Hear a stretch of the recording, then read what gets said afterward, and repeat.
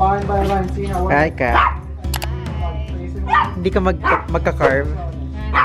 Ano yan? Don't have We're carving pumpkins. First time ko. Ako din. Push it pop up. They have stencils to use.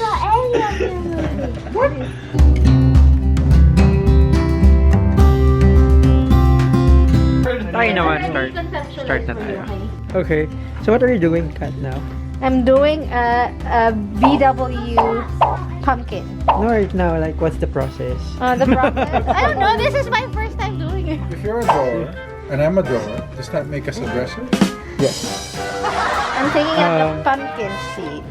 If it's full, it's not hollow. If it's not hollow, it's It's not not Halloween.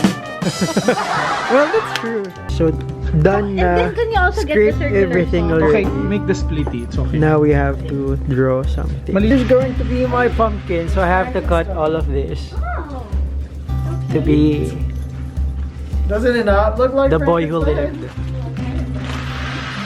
Tingnan natin. This is what I'm using to carve it.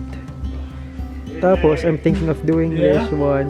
Just scrape lang, then the rest full holes to create our Harry Potter. Madaya, gumamit ng jigsaw. Ito yung hardcore. Yun tapos.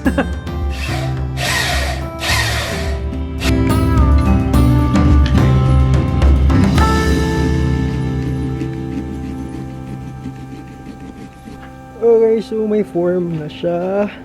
Now we have to clean. Clean na lang natin yung mga dumi-dumi. Harry Potter monster. Let's try the lights kung gagana. Oh, nice! Kahit din sa manipis gumana siya. Kaya lang dapat more. Harry Potter! Let's put some candles.